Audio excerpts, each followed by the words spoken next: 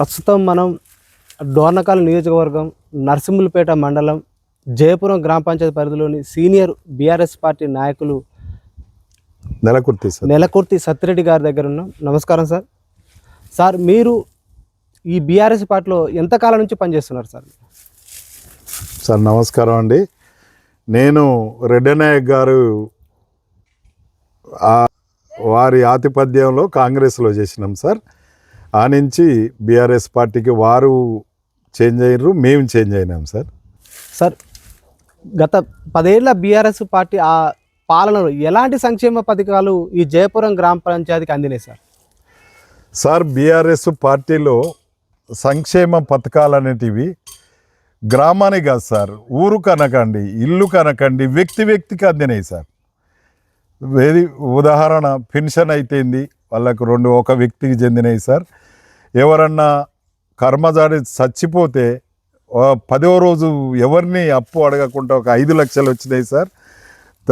తన కూతురు కళ్యాణానికో కొడుకు కళ్యాణానికో లక్ష రూపాయలు అవి కూడా బ్రహ్మాండంగా వచ్చినాయండి. ఇవాటి వరకు పెండింగ్ లేవు, మా మండలం లేవు, మా కాన్స్టిట్యున్సీలు లేవు సార్.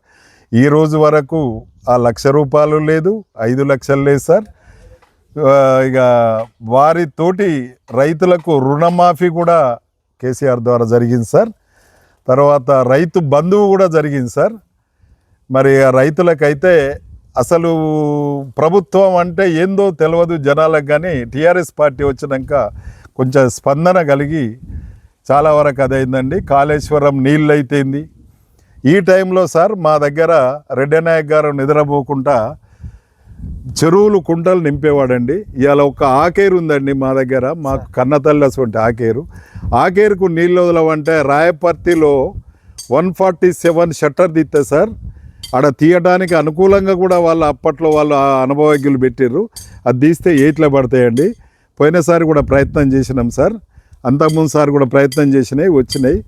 ఇప్పటికి అది తీసినా కూడా మాకు బ్రహ్మాండమైన నీళ్ళు వస్తాయి సార్. పొలాలు రైతులందరూ ఎండిపోతానాయండి. ఇక మిరప తోటల పరిస్థితి అంత పేరుదలిగి ఎవరు తృప్తిగా లేరండి. టీఆర్ఎస్ అంటే ఇక అది ఆపద్ బాంధవులాగా ఒక రైతుకు పేదోనికి సరే వాళ్ళు అనుభవించిర్రండి. మరి కాంగ్రెస్ ద్వారానైతే ఈ రోజు వరకు ఏం జరగలేదు సార్, ఏం రాలేదండి. సార్, మీరు ఇక్కడ ఈ ప్రాంత ప్రజల రైతులకు మేలు జరిగే ఆకేరు డ్యామ్ దిగువన కాలువల ద్వారా లైనింగ్ చేయాలని మీరు ప్రతిపాదన చేస్తున్నారు సార్. అది మీరు గవర్నమెంట్కు చేరే విధంగా ఉండాలంటే రైతులకు ఎలాంటి ఉపయోగం ఉంటుంది సార్ ఆ డ్యామ్ ద్వారా, ఆకేరు డ్యామ్ ద్వారా? సార్, తల్లి అనేది మనల్ని కన్నది, పెంచింది, భూమి మీద విద్య చెప్పించారు, పెళ్లి చేసి అయిపోయింది సార్. మాకు అన్నం పెట్టేది ఆకేరు వాగండి. ఆకేరు వాగ్గానికి వస్తే ఎస్సీలకు, బీసీలకు అప్పటికీ రెడ్డి నాయక్ గారు చెక్ డ్యాములు 3-4 ఇచ్చిండ్రండి మాకు. మా విలేజ్ వరకే కౌసరేపల్లె, ముంగిమడుగు, తర్వాత మన లక్ష్మతండ దగ్గర 3 చెక్ డ్యాములు ఇచ్చారు. వాటితోటి ఈ రోజు వరకు ఇంకా బతాను. ఆకేరు వాగ్ కనుక కుడి కాలువ లైనింగ్ కనుక చేస్తే మాకు ఏ కాళేశ్వరం వద్దు సార్, ఏ ప్రభుత్వం లేదు. తల్లిదండ్రి కన్నా ఎక్కువ ఆకేరు సార్. మా కన్న తల్లి ఆకేరండి. మాది ఆ నీళ్లు కనుక వచ్చేటుంటే చిన్న కులాలు, పెద్ద కులాలు, కులంతో సంబంధం లేదు. రైతాంగం అనేది సస్యశ్యామలంగా ఉంటుంది సార్. సార్, మీరు పదే ఆకేరు వాగు దిగువన లైనింగ్ ఏర్పాటు చేయాలని మీరు ప్రస్తావిస్తున్నారు సార్ రైతుల కోసం. సార్, ఈ ప్రాంతంలో ఎంత విస్తీర్ణం సాగులోకి వచ్చే అవకాశం ఉంటుంది సార్? విస్తీర్ణం అంటే కరెక్ట్ నా దగ్గర ఐడియా లేదు సార్.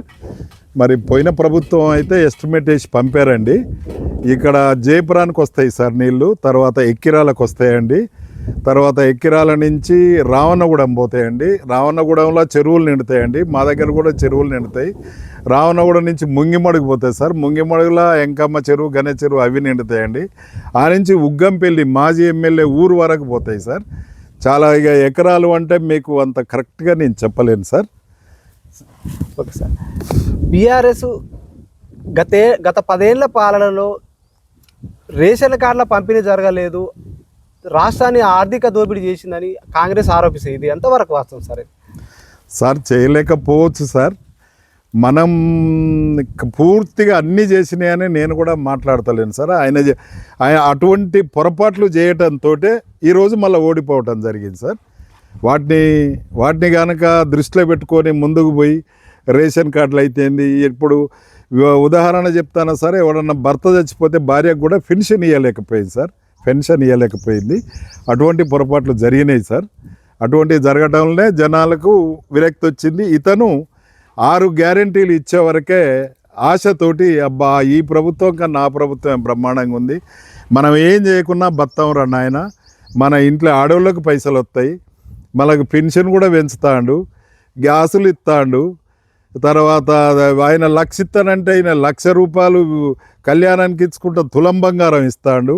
ఇది కూడా బ్రహ్మాండంగా ఉన్నది. ఇది కాబట్టి ఒకసారి వేసుద్దామని కాంగ్రెస్ను అధికారంలోకి తెచ్చింది సార్. ప్రజల తప్పేం లేదండి. వారు ఆ నాయకుడు మన ముఖ్యమంత్రి గారు వారు ఏ రకంగానైతే మాటలు అన్నారో ఆ మాటలను నిలబెట్టుకుంటే ప్రజలలో మంచి ఆదరణ ఉంటుందండి. ఈ రోజు వరకు అమలు కాలే సార్. ఇప్పుడు 6 గ్యారెంటీలతోటే కాంగ్రెస్ పార్టీ అధికారంలో వచ్చింది. 6 గ్యారెంటీలు ఏ విధంగా అమలు అవుతున్నాయి సార్ మన గ్రామంలో?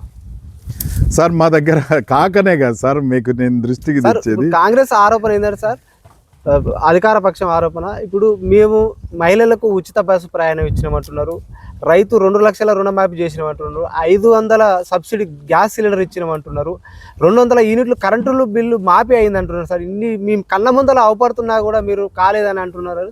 ఇది ప్రధాన బీఆర్ఎస్ పార్టీ అసత్య ప్రచారం చేస్తున్నారు అంటున్నారు సార్. ఇది ఎంతవరకు వస్తుంది సార్? ఇది కరెక్టే సార్ మీరు అనేది.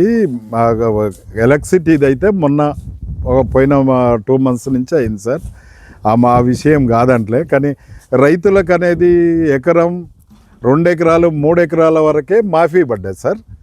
మిగతాది పైది ఇంతవరకు రాలేదండి. మరి అది వస్తుందా రాదా చాలా అనుమానంగా ఉన్నది సార్. అది ఈ మాఫీ అనేది కూడా, రుణమాఫీ అనేది కూడా అది జరగట్లేదు సార్.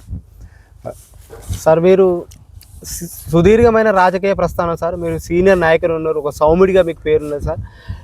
త్వరలో స్థానిక సంస్థ ఎలక్షన్ రాబోతున్నాయి సార్. ఎలక్షన్ అంటే మద్యం డబ్బు ఏర్లై పడుతున్నారు. దీనివల్ల ఓటర్లను రాజకీయ పార్టీలు ప్రలోభాలకు గురి చేస్తున్నాయి. దీన్ని అరికట్టడానికి ఒక సీనియర్ నాయకుడిగా ఎలాంటి సూచన చేస్తారు ప్రజలకు, ఓటర్లకు?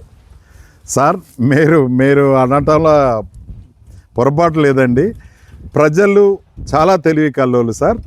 మీరు డబ్బు ఇచ్చినా మందు పోసినా ఏది చేసినా, మొన్న కూడా టీఆర్ఎస్ వాళ్ళు పెట్టినరండి, కానీ కాంగ్రెస్ను గెలిపించారు ప్రజలు అంత అమాయకులు కాదు సార్. అట్లా ప్రలోభం మందుకు కానీ డబ్బుకు కానీ వాళ్ళు లొంగి పొరపాటు చేయరండి. వాళ్ళు ఏదైతే తలుసుకుంటారో, ఏదైతే న్యాయం చేయాలనో అదే చేస్తారు సార్. అది నేను మీకు చెప్పుడు కన్నా ఎలక్షన్ల తర్వాత దాని రిజల్ట్ ఉంటుంది సార్, దాని పరిణామం ఉంటుంది సార్. గ్రామాలలో యువత బాగా డ్రగ్స్కు బానిస అయిపోతుంది, మద్యానికి డ్రగ్స్కు బానిస అయిపోయి వారి యొక్క జీవితాలు చిన్న భిన్నం అవుతున్నాయి సార్. అలాంటి యువతకు సన్మార్గంలో రావాలంటే ఎలాంటి ఉపాధి అవకాశాలు కానీ ఒక సీనియర్ నాయకుడు ఎలాంటి సూచన చేస్తారు సార్? సార్ మీరు అనే మాటకి ఏంటంటే వాళ్లకు జీవనోపాధి అంటే ఒక ఉద్యోగం అనేది కల్పించాలి సార్. లేకపోతే కొన్ని లోన్లు ఇచ్చి ఒక పని చేసుకోవడానికి ఒక ఫర్ములన్నా కనిపించాలి సార్. లేకపోతే దుకాణం పెట్టుకోవడానికి కొంత డబ్బన్నా ఏర్పాటు చేయాలి సార్. ఒక మనిషి ఒక పని మీద ఉన్నాక కేవలం చెడు అలవాట్లకు 90% వెళ్ళాడు సార్. 10% అంటే బానిస అయి ఉంటారు. అది దాన్ని మనం ఏం మాట్లాడలేము సార్. యువతకు గనక ప్రభుత్వం పట్టించుకొని కొన్ని లోన్లు ఇచ్చి దుకాణాలు వాళ్ళకు ఒక ఫర్మో, కోళ్ళ ఫారమో, గొర్రెల ఫారమో, బర్రెల ఫారమో, అటువంటి కిరాణం షాపు అటువంటివి పెట్టాలి. వాళ్ళ ఎలిజిబుల్ పర్సన్ను ప్రత్యేకంగా ఉద్యోగాలు ఇవ్వాలి సార్. ఉద్యోగాలు ఇచ్చినప్పుడు వాళ్ళు, వాళ్ళ భార్య, వాళ్ళ పిల్లలు, వాళ్ళ కుటుంబం అనేది వాళ్ళకు వస్తుంది. వాళ్ళు ఒక చక్కటి దారిలో వస్తారు సార్. ఏం పని లేక కూడా ఇటువంటి అలవాట్లు తయారవుతాయి సార్. ఫైనల్గా సార్, గ్రామ పంచాయతీలు అభివృద్ధి చెందాలంటే ఎలాంటి వ్యక్తిని ఎన్నుకుంటే అభివృద్ధి చెందుతుంది? వారి గ్రామ ప్రజలకు ఎలాంటి సూచన చేస్తారు సార్? సార్ అది మీరు అనే ప్రశ్న అది రక్తంలో రావాలే సార్. ప్రజలకు సహాయం చేయాలనే ఆశాభావం బ్లడ్లో ఉండాలండి. అతడు మూర్ఖుడు, క్రిమినల్ కనుకైతే గెలిపించినాక కూడా కొన్ని గ్రామ పంచాయతీలు దెబ్బతిన్నాయి ఉన్నాయి సార్. మంచి ఆశతోటి మంచి ప్రయాణం చేయాలని ఆ వ్యక్తి దగ్గర ఉండాలి సార్. ఉదాహరణ రెడ్డి నాయక్ ఉన్నాడు సార్, ఆయన ఒక సర్పంచ్ గెలిచిండు, తర్వాత సమితి ప్రెసిడెంట్కి వచ్చిండు, తర్వాత ఎమ్మెల్యేగా అయిండు, 5 సార్లు ఒకసారి మంత్రి అయిండు, ఒకసారి 2 సార్లు ఓడిపోయిండు. ఆ బ్లడ్లో ప్రజాసేవ చేయాలనే తపన ఉండాలి సార్. నేను సర్పంచ్గా ఆయన అని వీడి వెనక చూసుకుంటుంటే ఊళ్ళో ఎన్నో ఖరాబ్ అయినవి ఉన్నాయి, సర్పంచ్లు ఖరాబ్ అయిన ఉన్నాయి, ఎకరాలు కూడా అమ్మినవి ఉన్నాయి sir. Okay, thank you sir. చూస్తున్నానండి మీ తెలుగు టీవీ.